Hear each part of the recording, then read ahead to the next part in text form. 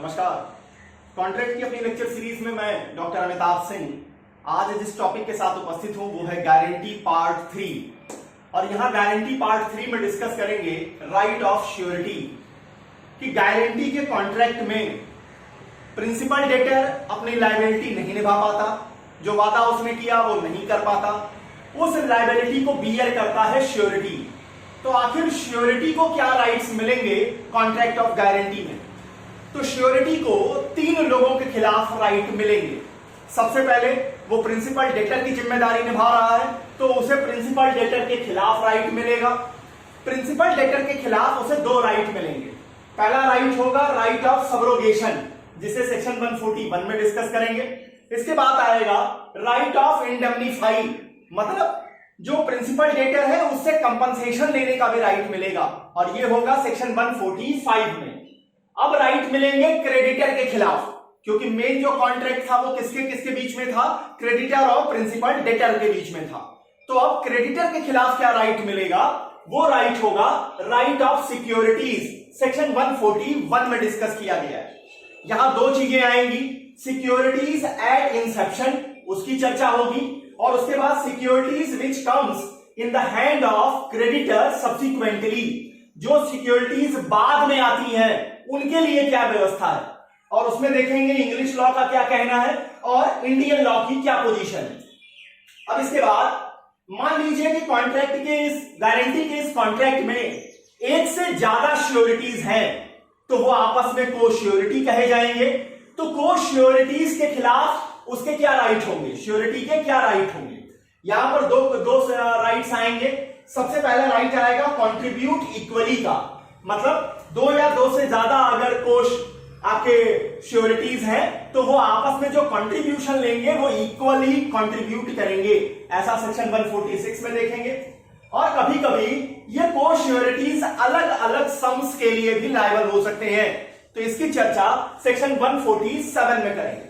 शुरू करते हैं guarantee part 3, that is known for right of surety. अब राइट ऑफ श्योरिटी को आप समझिए।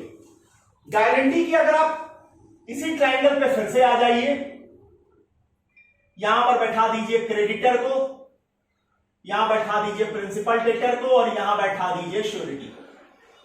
जो प्राइमरी रिस्पॉन्सिबिलिटी होती है कॉन्ट्रैक्ट ऑफ गारंटी में, और इसे कह दीजिए contract of guarantee. Contract of guarantee में जो प्राइमरी रिस्पॉन्सिबिलिटी होती है वो प्रिंसिपल डेटर की होती है। अगर प्रिंसिपल डेटर ने जो वादा किया, जो ड्यूटी उसे परफॉर्म करनी थी वो नहीं कर पाया, जो अमाउंट उसे पे करना था वो नहीं पे कर पाया, तब यहां पर सेकेंडरी रिस्पॉन्सिबिलिटी आ जाएगी श्योरिटी की। ये श्योरिटी की सेकेंडरी रिस्पॉन्सिबिलिटी है, और श्योरिटी ने अपनी रिस्पॉन्सिबिलिटी निभा दी। मतलब क्रेडिटर को जो वादा पूरा करना था वो उसने पूरा कर दिया, क्रेडिटर के लिए जो वादा पूरा करना था वो उसने पूरा कर दिया, या प्रिंसिपल डेटर को जो लोन वापस करना था क्रेडिटर को उसे वापस कर दिया श्योरिटी ने। तो अब श्योरिटी को क्या क्या राइट्स मिलेंगे, इनकी चर्चा आज के इस टॉपिक में है। अब देखिए श्योरिटी को 3 लोगों के खिलाफ राइट आ रहे हैं। पहला तो अगेंस्ट प्रिंसिपल डेटर कौन कौन से राइट्स होंगे?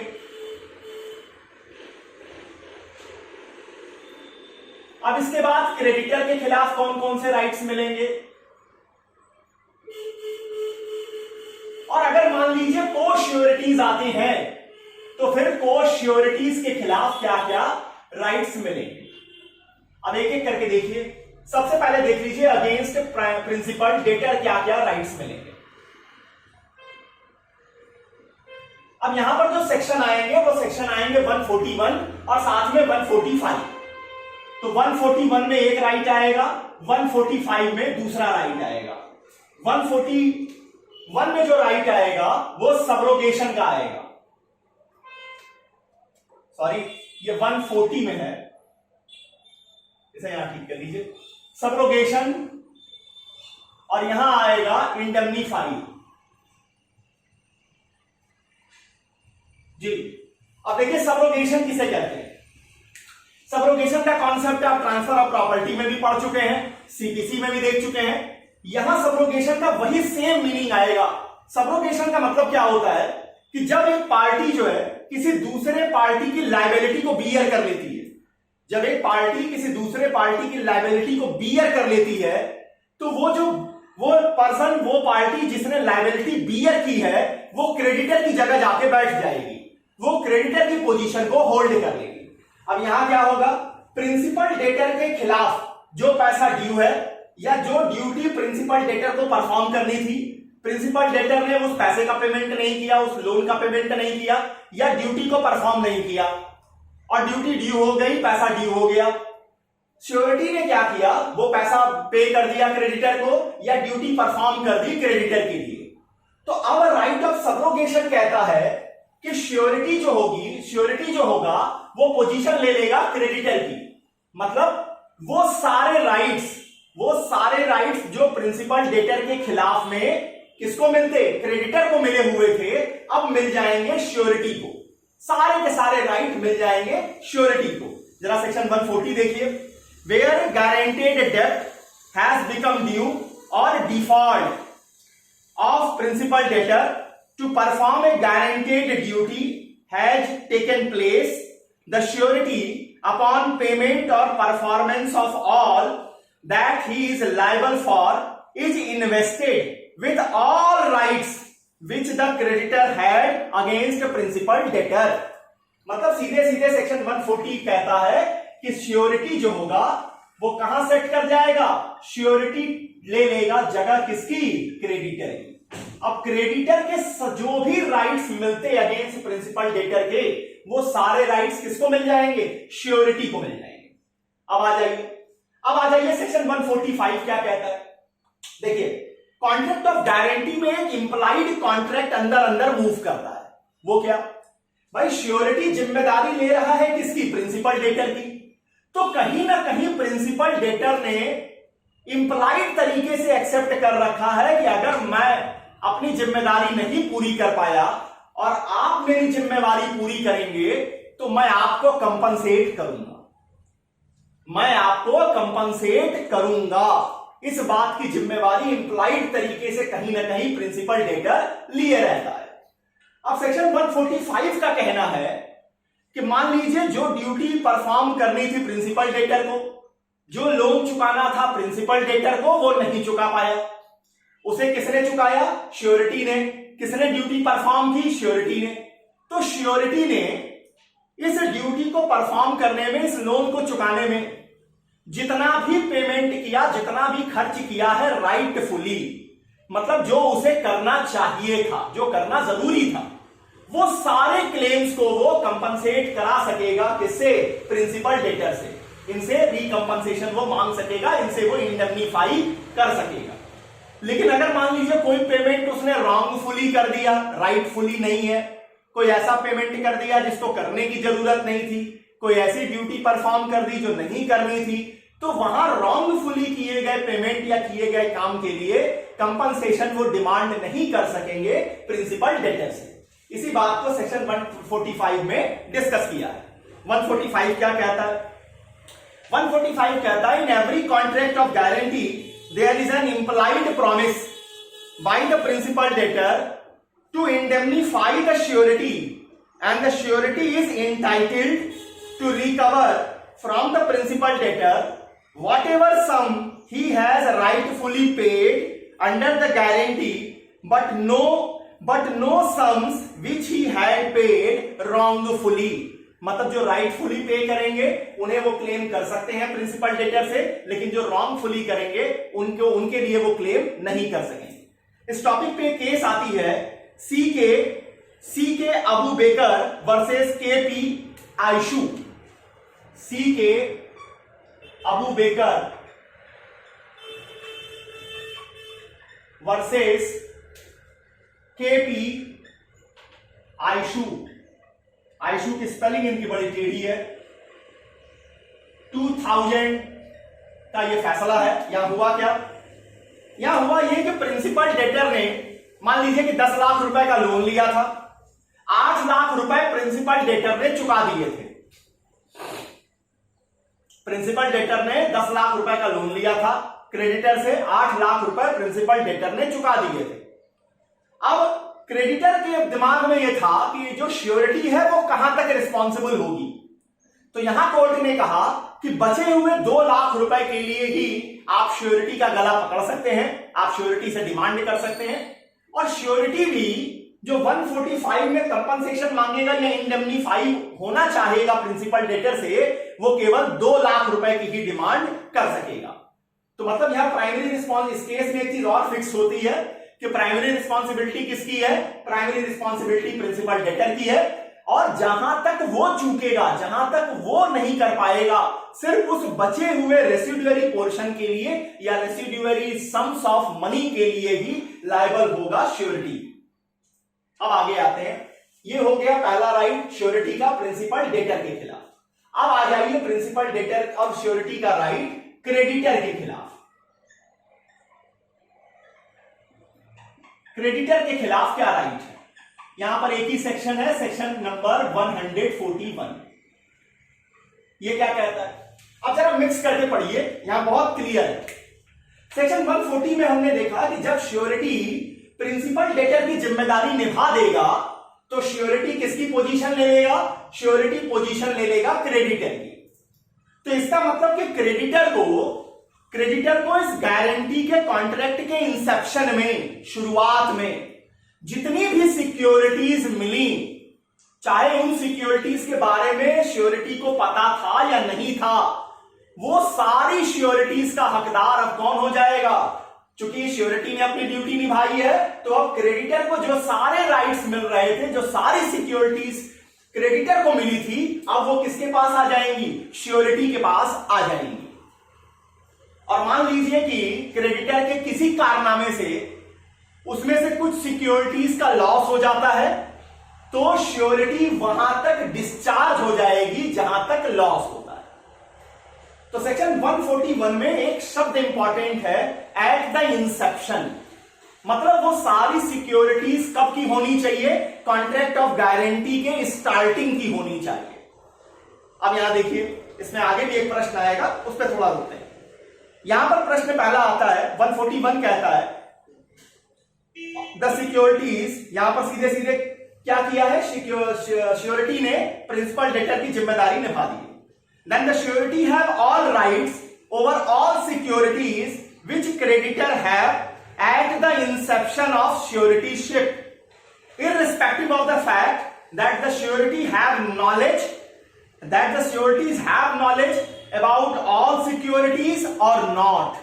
And if the creditor loses or without consent of surety parts with such security, surety will discharge to such extent. अगर बिना श्योरिटी के एसेंट के या क्रेडिटर की गलती से उस जो भी उनको सिक्योरिटीज दी गई थी उनका लॉस होता है, उसको इंपार्ट कर देते हैं वो, तो जहां तक जिस अमाउंट तक वो लॉस करेंगे वहां तक श्योरिटी डिस्चार्ज हो जाएगी। ये कहां के लिए काम हो रहा है, एट द इंसेप्शन। अब देखिए, अपने आप दिमाग में आपके एक प्रश्न आएगा कि मान लीजिए क्रेडिटर को बाद में सिक्योरिटी मिलती है, क्रेडिटर को बाद में सिक्योरिटी मिलती है, अब क्या होगा। अब बाद में सिक्योरिटी कैसे मिलती है, जरा इसको समझिए। ए ने बी को 1 लाख रुपए का लोन दिया, इस लोन के लिए सी जो है वो श्योरिटी है। अब क्या हुआ, यहां इंसेप्शन में, एट इंसेप्शन सी और बी दोनों ने एक ज्वाइंट बॉन्ड दिया, ज्वाइंट बॉन्ड दिया किसको, ए को, और ये गारंटी का ये कॉन्ट्रैक्ट आगे बढ़ा। कुछ दिनों बाद, after some time be again provide another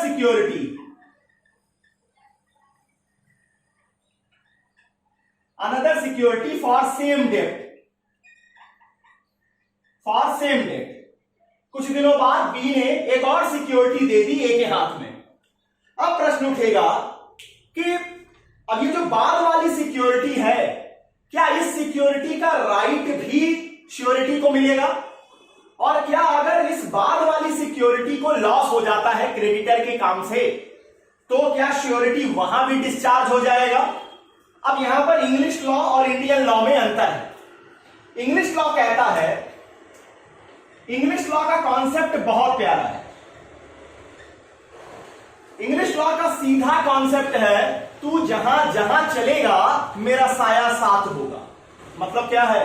मतलब जितनी सिक्योरिटीज पहले मिले बाद में मिले, मतलब आप इसको ऐसे समझिए कि ये एक तरीके का स्त्री धन वाला कॉन्सेप्ट है।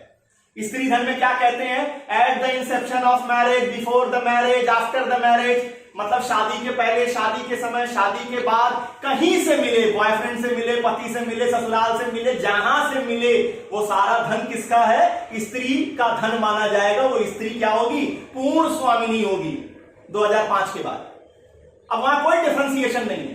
तो इंग्लिश लॉ का कॉन्सेप्ट बहुत अच्छा है। उनका कहना है कि भाई साहब क्रेडिटर, तुम्हें सिक्योरिटी किस बात के लिए मिली है? मिली केवल इसी कॉन्ट्रैक्ट के कारण है। पहले मिले, बाद में मिले, बीच में मिले, कहीं से भी मिले, उसका सारा फायदा किसको मिलेगा? श्योरिटी को मिलेगा।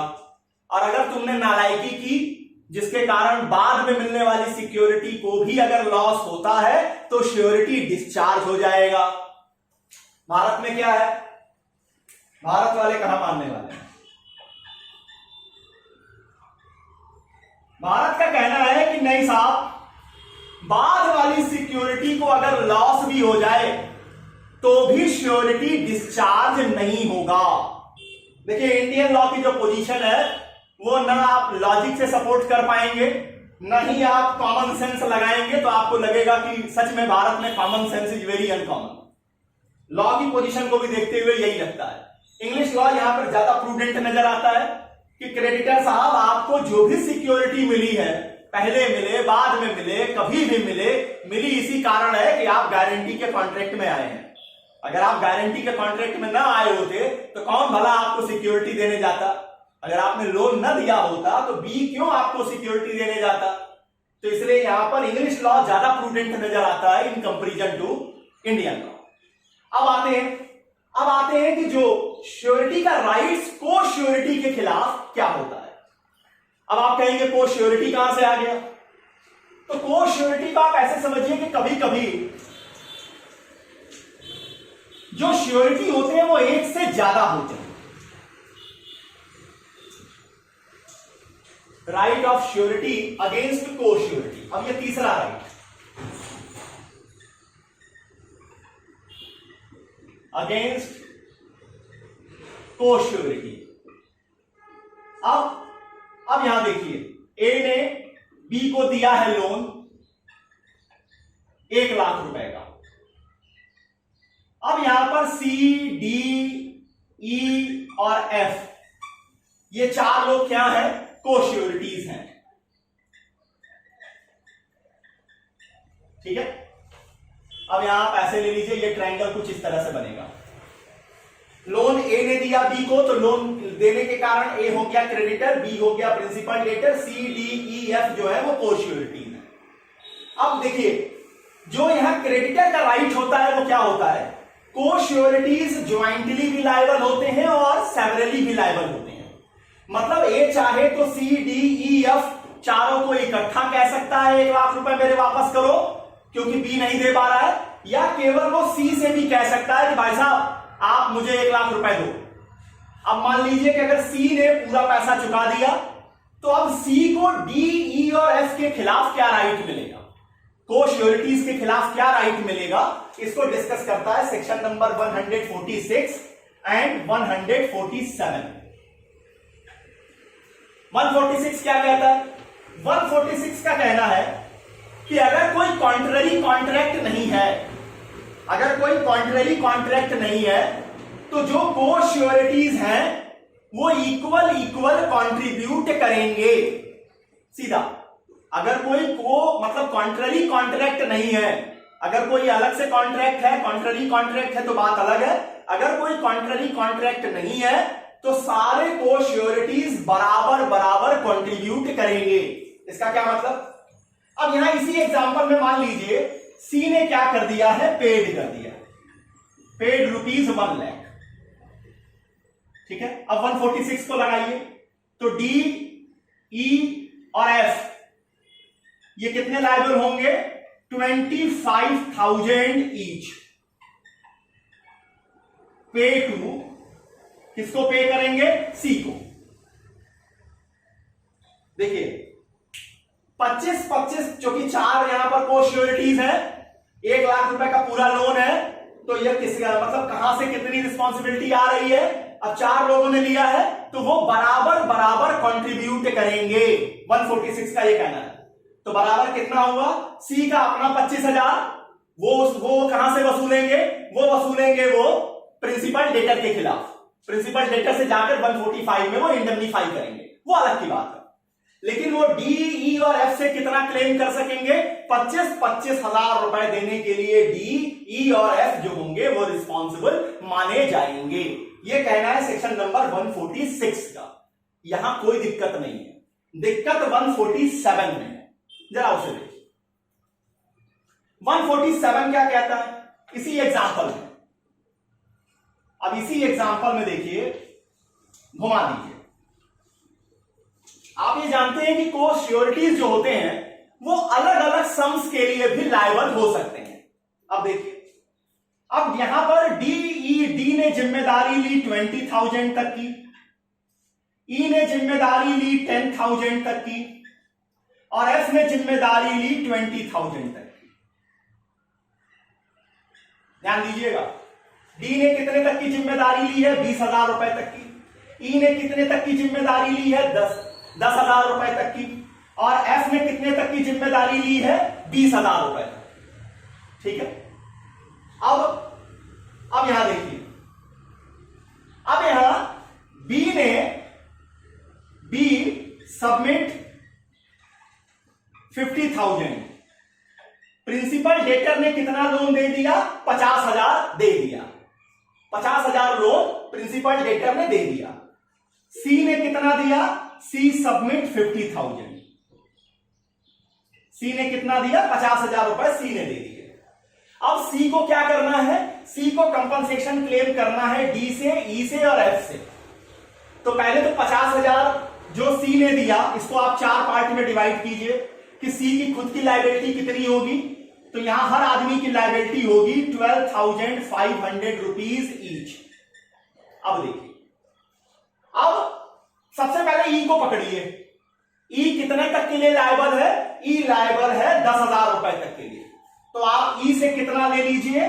ई से ले लेंगे आप 10,000 मैक्सिमम, जहां तक वो दे सकता है। ठीक है, 10,000 रुपए वहां से मिल गए।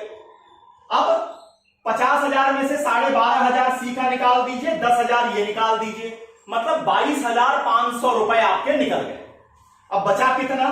तो 50,000 माइनस 22,500 इक्वल टू 27,500 रुपए। अब 27,500 के लिए डी और एफ लायबल होंगे। तो 27,500 का आधा डी बियर करेंगे, आधा एफ बियर करेंगे। समझ लीजिए, यहां थोड़ा सा न्यूमेरिकल है। न्यूमेरिकल क्या है? यहां और इसको थोड़ा टफ कर दीजिए इसी एग्जांपल को। बी ने कोई पैसा नहीं दे पाया, बी कोई पैसा नहीं दे पाया, सी ने टोटल 1 लाख रुपए भरे। चलिए एक और एग्जांपल ले लीजिए इसी सेम में, कि यहां पर 1 लाख रुपए का लोन है, सी पेड करता है टोटली। सी जो है वो टोटली पेड करता है। डी कहां तक लायबल है? 20,000। ई कहां तक लायबल है? 10,000। एफ कहां तक लायबल है? 20,000 तक के लिए लायबिलिटी उसने ली है। अब सी ने कितना पेड किया? 1 लाख रुपए पे कर दिए। अब वो कितना क्लेम कर सकता है? डी से, ई से और एफ से। अब वो देखिए, सबसे मिनिमम किसके पास है? ई से। तो वो ई से कितना क्लेम करेगा? 10,000 रुपए वो क्लेम कर लेगा। ठीक है, अब आ जाइए, अगर ये चारों लोग इक्वल होते, चारों लोग अगर इक्वल लायबिलिटी लेते, तो कहां तक जाता? सी की जिम्मेदारी कहां तक जाती? 25,000 रुपए तक के लिए। वो छोड़ दीजिए अभी। अब डी ने कितनी जिम्मेदारी ली है? 20,000 रुपए तक के लिए। तो डी से वो कितना ले लेगा? 20,000 रुपए तक। ई से वो, एफ से वो कितना ले लेगा? 20,000 रुपए तक। ठीक है, तो ये कितना हुआ? 50,000 रुपए हो गए। तो अब जरा सोचिए कि सी के ऊपर जिम्मेवारी कितनी पड़ेगी, क्योंकि उसने तो कोई लिमिट लगाई नहीं है, तो वो 50,000 रुपए तक के लिए लायबल हो जाएगा। क्लियर? तो यहां ये समझिए कि जहां को श्योरिटीज ने लिमिट लगा दी है, लिमिट लगा दी है कि हम 5,000 10,000 एक सर्टेन अमाउंट तक उन्होंने कह दिया कि हम केवल वहीं तक रिस्पॉन्सिबिलिटी लेंगे, तो वो अपने रिस्पॉन्सिबिलिटी के मैक्सिमम लिमिट के अंदर तक बराबर बराबर कंट्रीब्यूट करेंगे प्रोपोर्शनल लेवल पर। अब उसके लिए आप 2 एग्जांपल चुका ले सकते हैं। पहले जहां पर बी ने 50,000 दिए थे वो वाले एग्जांपल, और जहां बी कुछ भी नहीं दे पाया था उस एग्जांपल में देख लीजिए, ई ने 10,000 की जिम्मेदारी ली थी तो वो 10,000 देगा, डी और एफ ने 20,000 की जिम्मेदारी ली थी तो उन्होंने 20,000 दे दिए। बचा कितना? 50,000। इसे कौन बियर करेगा? इसे सी बियर करेगा। क्या वास्तव में सी बियर करेगा? सी इसको क्लेम कर लेगा, बी से सेक्शन 145 में इंडेमनीफाई कर लेगा। तो यहां इस लेक्चर में आपने देखा कि श्योरिटी के कौन कौन से राइट्स हैं। श्योरिटी के राइट्स, प्रिंसिपल डेटर के खिलाफ 2 राइट मिलेंगे, सब्रोगेशन का और दूसरा इंडेमनीफाई होने का। क्रेडिटर के खिलाफ सिक्योरिटीज का राइट मिलेगा, एट द इंसेप्शन वाली सिक्योरिटीज के खिलाफ। भारत में इंग्लैंड की बात करेंगे, सिक्योरिटी कहीं से आए कभी भी आए वो हमेशा उसके लिए, मतलब मान लीजिए वो किसके फेवर में काम करेगी? श्योरिटी के फेवर में काम करेगी इंग्लिश लॉ में। अब जब को श्योरिटीज के अंदर आएंगे, अगर कोई कॉन्ट्ररी कॉन्ट्रैक्ट नहीं है, कोई लिमिट नहीं लगाई गई है, तो सारे को श्योरिटीज बराबर बराबर बियर करेंगे, लॉस को बराबर बराबर बियर करेंगे ड्यूटी को। लेकिन अगर लिमिट्स लगा दी गई है तो वो अपनी लिमिट्स के अंतर्गत रहते हुए मैक्सिमम तरीके से इक्वली प्रोपोर्शनली बियर करेंगे ड्यूटी को या लायबिलिटी को। उम्मीद करता हूं कि ये राइट ऑफ श्योरिटीज समझाने में मेरा प्रयास सफल रहा। कॉन्ट्रैक्ट की लेक्चर सीरीज में अगला जो लेक्चर लेकर आपके सामने आऊंगा वो होगा बेलमेंट पार्ट 1। क्या आखिर बेलमेंट का कॉन्ट्रैक्ट कहते किसे हैं, बेलर कौन होता है, बेली क्या होते हैं, और क्या क्या एसेंशियल्स होते हैं बेलमेंट के कॉन्ट्रैक्ट की। तो बेलमेंट के अपने लेक्चर को लेकर आपके सामने उपस्थित हूं। तब तक के लिए बहुत बहुत धन्यवाद। नमस्कार।